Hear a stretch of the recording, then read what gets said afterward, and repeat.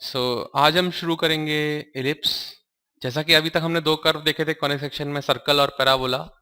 दोनों की कुछ एक खास बात थी, एक प्रॉपर्टी थी, दोनों जो फॉलो करते थे। जैसे कि सर्कल केस में क्या था, सर्कल उन सभी पॉइंट्स का सेट है जिनकी दूरी एक फिक्स पॉइंट से हमेशा से कांस्टेंट रहती है। पैराबोला क्या था, एक ऐसे पॉइंट्स का सेट जिसकी दूरी एक फिक्स पॉइंट से, जिसको फोकस बोलते हैं, और एक डायरेक्ट्रिक्स जो लाइन होती है उससे आपकी दोनों से सेम रहती है। ठीक है, उसी तरह से एलिप्स भी एक पॉइंट का लोकस है जो जिसकी जिसकी sum of distances from two fix points is constant. ठीक है, जैसा कि मैं डेफिनेशन ले सकता हूं, an ellipse is the set of all points in a plane the sum of whose distances from two fixed points in a plane is a constant। कहने का मतलब है, जैसे मैं एक उदाहरण से समझाता हूं आपको। आपने मान लीजिए दो पिन लेती हैं, लेट से आपने दो पिन ली, एक ये पिन P1 ले लिया आपने और एक दूसरी पिन ले ली P2। ठीक है, और इन पिन से आपने एक धागा बांध दिया। एक मान लीजिए धागा है, छोटा सा लेंथ का धागा है, धागे के एक छोर को आपने P1 से बांध दिया, एक छोर को आपने P2 से बांध दिया। ठीक है, और उस धागे के बीच में आपने अपनी पेंसिल फंसा दी, जिससे धागे को आपने टाइट कर दिया। ठीक है, तो मान लीजिए जैसे कभी ये आपकी पेंसिल है और धागा इस तरह से है, धागे का एक छोर यहाँ से बंधा हुआ है, एक छोर यहाँ से बंधा हुआ है, और धागे को आपने इस P पॉइंट से आपने उसको खींच रखा है। ठीक है, तो ये P1 P2 जो है एक थ्रेड है। ठीक है, अब जैसे जैसे आप पेंसिल को घुमाओगे, अब क्योंकि धागे की लेंथ तो फिक्स ही है, कहने का मतलब है इस P पॉइंट की दूरी P1 से और P2 से जो सम ऑफ डिस्टेंसेस है वो कांस्टेंट है, क्योंकि आपकी जो दूरी है P1 प्लस P2 वो आपकी क्या है, फिक्स्ड है, या फिर बोलूं तो कांस्टेंट है ना, क्योंकि धागा तो उतना ही है ना लंबा जो बांध रखा है मैंने। अब उस धागे को मैं, जो मैंने पेंसिल फंसा रखी है अपनी, ये मेरी P जो पेंसिल है, उसको मैं जैसे जैसे सरकाऊंगा कभी ऐसा हो जाएगा, ये किसी वक्त ऐसा बनेगा, है ना, कभी ऐसा बनेगा, है ना, इस तरह बनेगा, नीचे नीचे करने पे भी ऐसा बनेगा कुछ। तो ऐसे सभी पॉइंट्स को जब मैं जोड़ूंगा तो मेरा जो कर्व फॉर्म होगा वो होगा एलिप्स। यानी ऐसे पॉइंट का लोकस जिसकी दूरी दो फिक्स पॉइंट से, जिसकी sum of distances from those fix points is constant. आप जैसे डेफिनेशन पढ़ सकते हैं, is a set of all points in the plane the sum of whose distances from the two fix point in a plane is constant. यानी P1 plus P2 is equal to constant. और जो fix point होते हैं उनको हम बोलते हैं foci. ठीक है, आप यहां लिख सकते हैं the two fix points are called the foci. Foci basically एक प्लूरल है फोकस का, तो जब अब एक से ज्यादा फोकस होते हैं तो हम उसको बोलते हैं फोकाई। तो कहने का मतलब है, अगर आप इलिप्स को, अगर आप ऐसे पॉइंट्स को ट्रेस करोगे तो इलिप्स कुछ इस तरीके का दिखता है। ऑलराइट, इलिप्स कुछ इस तरीके का दिखता है, और इस पे आप कोई भी पॉइंट ले लीजिए। मान लेते हैं वो दो फिक्स पॉइंट है हमारे F1 और F2। पिछले डायग्राम में मैंने P1 P2 से लिखा था, वो पिंस थी इसलिए P1 P2 लिखा था, बट हम जब फोकाई की बात करते हैं हम F से लिखते हैं, तो इसलिए यहाँ पे दो फोकाई हैं, दो हैं फोकस, तो फोकाई इसको बोल रहे हैं, तो वो है F1 F2। इस पे आप इस इलिप्स पे आप कोई भी पॉइंट ले लीजिए। मान लेते हैं एक पॉइंट ले लिया हमने P1, एक पॉइंट ले लिया P2, एक पॉइंट ले लिया P3, और इस P1 को भी मैंने दोनों से जोड़ दिया, P2 को भी मैंने दोनों से जोड़ दिया, और इस P3 को भी मैंने दोनों से जोड़ दिया। क्योंकि इस इलिप्स की प्रॉपर्टी ऐसी है कि इस पे आने वाला जो हर पॉइंट है उसकी sum of distances from both this point is constant. यानी कहने का मतलब ये हुआ P1 F1 plus P1 F2 बराबर होगा P2 F1 plus P2 F2 बराबर होगा P3 F1 plus P3 F2। ठीक है, तो ये रहेगा, और ये ऐसा इन तीनों के लिए नहीं, हर पॉइंट के लिए ऐसा ही होगा। तो ये है एक इलिप्स की प्रॉपर्टी। तो इलिप्स कुछ इस तरीके का है आपके सामने, और इलिप्स की कुछ और प्रॉपर्टीज, जैसे पैराबोला के केस में हमने देखा था वर्टेक्स क्या होता है और डायरेक्ट्रिक्स क्या होती है, सब पैरामीटर्स हमने डिफाइन किए थे, वैसे ही हम इलिप्स के केस में डिफाइन कर रहे हैं। तो बेसिकली सबसे पहली जो चीज है वो है आपकी एक्सिस, मेजर एक्सिस। तो मेजर एक्सिस क्या होती है, जो दो फोकाई होते हैं इलिप्स के F1 F2, उन फोकाई को ज्वाइन करने वाली जो लाइन होती है उसको हम बोलते हैं मेजर एक्सिस। तो दोनों फोकाई को ज्वाइन करने वाली जो लाइन होगी उसको हम बोलेंगे मेजर एक्सिस। तो ये एक इंपॉर्टेंट पैरामीटर है। और इसके अलावा जो दोनों फोकाई को बाइसेक्ट करने वाला जो पॉइंट होगा, जो दोनों फोकाई के बीच की दूरी है, उसका एकदम मिड पॉइंट जो होगा उसको हम बोलेंगे सेंटर ऑफ द एलिप्स। ठीक है, सेंटर को हम जनरली ओ से देखते हैं, तो जब फोकाई के जस्ट बीचों बीच वाला जो पॉइंट होगा उसको हम बोलते हैं सेंटर। तो ये जो पॉइंट है आपका ये है सेंटर। और ऐसी लाइन जो कि सेंटर से होकर गुजरती हो और मेजर एक्सिस के परपेंडिकुलर हो, यानी वो कुछ ऐसी बनेगी, इसको हम बोलते हैं माइनर एक्सिस। और जहां पर ये मेजर एक्सिस इस इलिप्स को मिलती हो, उन पॉइंट्स को हम बोलते हैं वर्टिसेस। यानी कि एक तो ये वर्टेक्स हो गया और एक ये वर्टेक्स हो गया। ठीक है, जहां पर आपको ये मेजर एक्सिस इलिप्स को मिलती हो उनको बोलते हैं वर्टिसेस। अलग अलग बात करेंगे तो वर्टेक्स बोलेंगे, जब साथ में बात करेंगे तो वर्टिसेस लिखेंगे प्लूरल में। पर जब हमें बात करनी होगी लेंथ की, कि मेजर एक्सिस की लेंथ क्या है, तो जब मेजर एक्सिस की लेंथ की बात होगी तो हम इतनी लेंथ को बोलेंगे ये मेजर एक्सिस की लेंथ है। जो पार्ट इलिप्स के अंदर आता है उसको हम बोलते हैं लेंथ ऑफ मेजर एक्सिस। ऐसी लेंथ ऑफ माइनर एक्सिस कितनी होगी, वो ये होगी लेंथ ऑफ माइनर एक्सिस। ठीक है, हालांकि मेजर एक्सिस है पूरी, बट जब मैं लेंथ की बात करूंगा तो मैं केवल उतना ही पार्ट बोलता हूं जितना मेरा इलिप्स के अंदर आ रहा होता है। सो अगर मैं लेंथ की बात करूं तो इस तरह हम लोग डिफाइन कर रहे हैं। ये आपको पता है कि ये है आपकी मेजर एक्सिस, ये आपके फोकाई हैं F1 F2, और ये सेंटर है O, और सेंटर से पास होने वाली लाइन है माइनर एक्सिस। तो मैं लेंथ की बात कर रहा हूँ, लेंथ कैसे निकालते हैं हम लोग, क्या क्या सिंबल्स यूज करते हैं वहां पे। तो जो लेंथ ऑफ मेजर एक्सिस है वो हम बोलते हैं 2a, 2 टाइम्स a। कहने का मतलब है क्योंकि सिमेट्री है फिगर में, ये लेंथ होगी a और ये लेंथ भी होगी a। ठीक है, तो ये कुल मिला के इस तरह a और a मिलकर 2a हो जाएगा। तो लेंथ ऑफ मेजर एक्सिस हो गई 2a।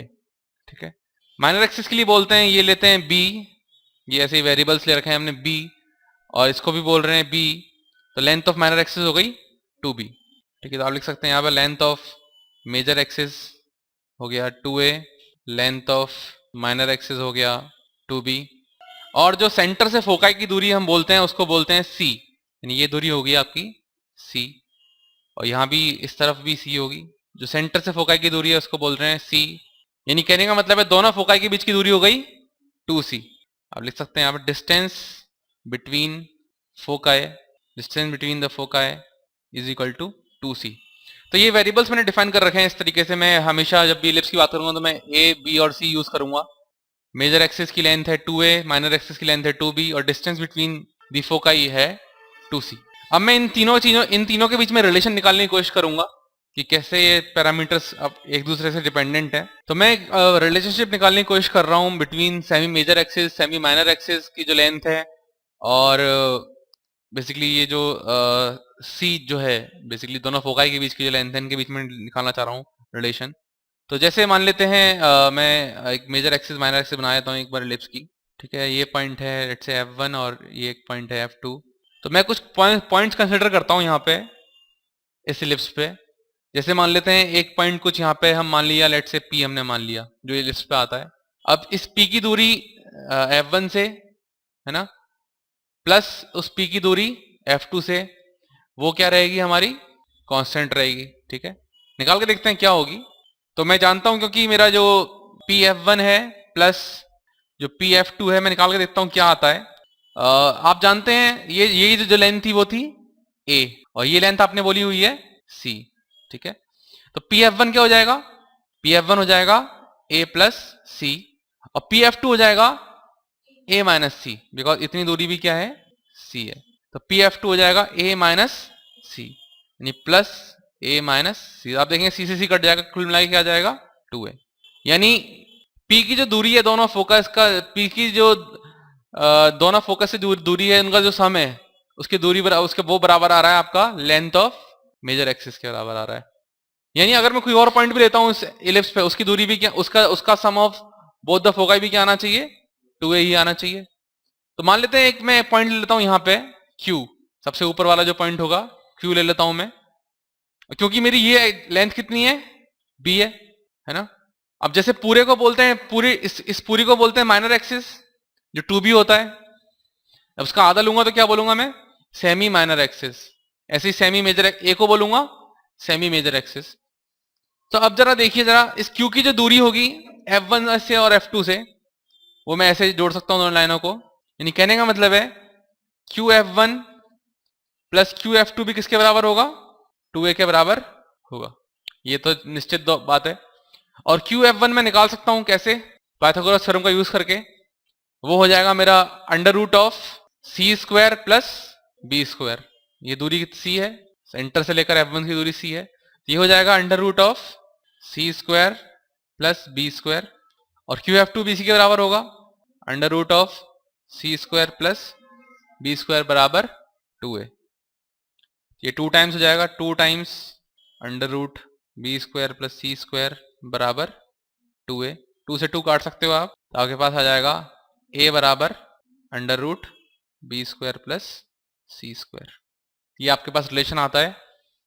अब ये रिलेशन किसके बीच में है, ए बी और सी के बीच में। वो जो ही हमें चाहिए था, हम ऐसा रिलेशनशिप निकालना चाह रहे थे जो कि semi major axis, semi minor axis और जो आपका फोकाई के बीच की दूरी जी उसको रिलेट कर सके। तो यहाँ पे ये कर रहा है। तो अगर मैं दोनों साइड स्क्वायर कर दूं तो क्या होगा, दोनों साइड स्क्वायर करने पे आएगा मेरे पास a square is equal to b square plus c square. यानी सी आ जाएगा मेरे पास under root of a square minus B square. यानी यदि मुझे semi major axis semi minor axis पता हो तो मैं फोकाई और सेंटर के बीच की दूरी निकाल सकता हूं। यानी मुझे ए और बी पता हो तो मैं सी निकाल सकता हूं इस तरीके से। अब depending on the value of C, की सी की वैल्यू मेरी किस तरह से सी ए और बी के बीच में कैसे रिलेशन बन रहा है, उस हिसाब से हम इलिप्स के कुछ स्पेशल केस देख सकते हैं। यदि मान लीजिए सी की वैल्यू हो जाए 0, यदि सी की वैल्यू 0 हो जाए, सी की वैल्यू 0 होने का मतलब क्या है, आपकी सेंटर और फोकस के बीच की दूरी हो गई 0। यानी दोनों फोकस क्या हो गए, एक के ऊपर एक आ गए। भाई अगर सी की वैल्यू 0 हो गई तो दोनों फोकस के बीच की दूरी कितनी थी, 2c तो थी। वो 0 हो गई तो क्या होगा, दोनों फोकस एक के ऊपर एक आ गए। और जब सी की वैल्यू 0 हो जाएगी तो सी हमने देखा है अभी, सी क्या था, अंडर रूट ऑफ, और सी की वैल्यू यदि 0 हो गई तो ये हो जाएगा अंडर रूट ए स्क्वायर माइनस बी स्क्वायर। इसकी वैल्यू 0, यानी a square minus B square is equal to 0। यानी ए बराबर बी। ठीक है, नेगेटिव की बात नहीं हो रही है यहाँ पे, क्योंकि ए और बी दोनों पॉजिटिव चीजें हैं। तो यानी ए इक्वल टू बी सॉल्यूशन होगा यहाँ पे केवल। तो ए इक्वल टू बी होने का क्या मतलब है, सेमी मेजर एक्सिस और सेमी माइनर एक्सिस आपकी दोनों सेम हो गई। और जब दोनों सेम हो जाएंगे तो क्या होगा, जब आपका semi major axis semi minor axis दोनों सेम ही हो गया और दोनों फोकस आपकी मिल गई, तो फिर क्या बन जाएगा, ये फिगर बन जाएगा एक सर्कल। बिकॉज उस केस में आपका ये जो मेजर एक्सिस है 2a और ये जो माइनर एक्सिस है 2b, ये दोनों ही आपकी सेम है। फिर तो ये फिगर जो बनेगा ये सर्कल बन जाएगा एक। तो आप लिख सकते हैं यहाँ पे कि उस केस में the ellipse becomes a circle. ठीक है, तो ये एक स्पेशल केस हुआ है। सर्कल बेसिकली इलिप्स का एक स्पेशल केस है। यानी ऐसा इलिप्स जिसकी semi major axis semi minor axis बराबर हो जाए, जिसके दोनों फोकस मिल जाए, वो दोनों फोकस मिलके कहाँ जाएंगे, सेंटर पे आ जाएंगे। तो वो इलिप्स वो क्या हो जाएगा, सर्कल का सेंटर हो जाएगा। तो वो इसका एक स्पेशल केस हो गया। दूसरा केस, इलिप्स का जो दूसरा स्पेशल केस है वो है, यदि मान लीजिए सी की वैल्यू ए हो जाए। देखिए सी क्या है, सी बेसिकली फोकस और सेंटर की दूरी है। ठीक है, यानी सी की वैल्यू कहां से कहां तक हो सकती है, सी की वैल्यू मिनिमम से मिनिमम 0 हो सकती है। भाई फोकस रहेगा तो इलिप्स के अंदर ही। सी की मैक्सिमम वैल्यू क्या हो सकती है, ए हो सकती है। फोकस जो है वो सेंटर और वर्टेक्स के बीच में ही तो होगा। सी की मिनिमम वैल्यू हो सकती है 0, मैक्सिमम वैल्यू हो सकती है ए। ठीक है, यानी सी जब हमारा 0 हो गया, मैं देख चुका हूं स्पेशल केस क्या हो जाएगा, वो सर्कल। अब सी की वैल्यू जब ए हो जाएगी तब देखते हैं क्या होगा। सी की वैल्यू जब ए हो जाएगी तो आप देखेंगे आपका जो फॉर्मूला था C is equal to under root A square minus B square. और सी की वैल्यू यदि ए हो जाएगी तो आप डाल देंगे ए बराबर अंडर रूट ए स्क्वायर माइनस बी स्क्वायर। फिर आप दोनों तरफ स्क्वायर कर लेंगे तो आ जाएगा ए स्क्वायर बराबर ए स्क्वायर माइनस बी स्क्वायर। इससे आ जाएगा आपके पास बी स्क्वायर बराबर 0, यानी बी बराबर 0। इसका क्या मतलब हुआ, बी बराबर 0 का मतलब हुआ आप सेमी माइनर एक्सिस है ही नहीं, वो क्या बन जाएगा, एक स्ट्रेट लाइन बन जाएगी। ठीक है, यानी वो क्या हो जाएगा बेसिकली, क्योंकि सी बराबर ए है, सी बराबर ए है तो मतलब सेंटर से फोकस की दूरी कितनी है, ए है। यानी उस केस में ऐसा डायग्राम बनेगा आपका, ये आपका सेंटर है ओ, ये आपका F2 है, ये आपका F1 है, और क्योंकि सेंटर से फोकस की दूरी कितनी होती है, C होती है, पर C बराबर क्या हो गया है, A हो गया, यानी ये दूरी A होगी और ये दूरी भी A होगी। तो उस केस में आपका जो इलिप्स है वो ऐसा बन जाएगा, यानी उस केस में आपका जो इलिप्स है वो एक स्ट्रेट लाइन, क्योंकि सेमी माइनर एक्सिस तो है ही नहीं, क्योंकि B की वैल्यू क्या हो गई है, 0। सेमी माइनर एक्सिस नहीं है तो वो फूलेगा ही नहीं इलिप्स, है कि नहीं, वो केवल एक हॉरिजॉन्टल पट्टी रह जाएगी केवल, ठीक है। तो इस तरीके से हम देख सकते हैं इसको। और ये जो फोकस है, ये फोकस ही एक्चुअली क्या बन जाएगा, वर्टेक्स बन जाएगा, क्योंकि सी की वैल्यू हो चुकी है ए, ठीक है। तो ये जो स्पेशल केस थे, जब सी की वैल्यू 0 हो जाए या सी की वैल्यू ए हो जाए, तो आपके स्पेशल केसेस बन रहे हैं। परंतु यदि सी की वैल्यू 0 से बड़ी रहती है और ए से छोटी रहती है, तो आपका क्या बनेगा, एलिप्स बनेगा, ठीक है।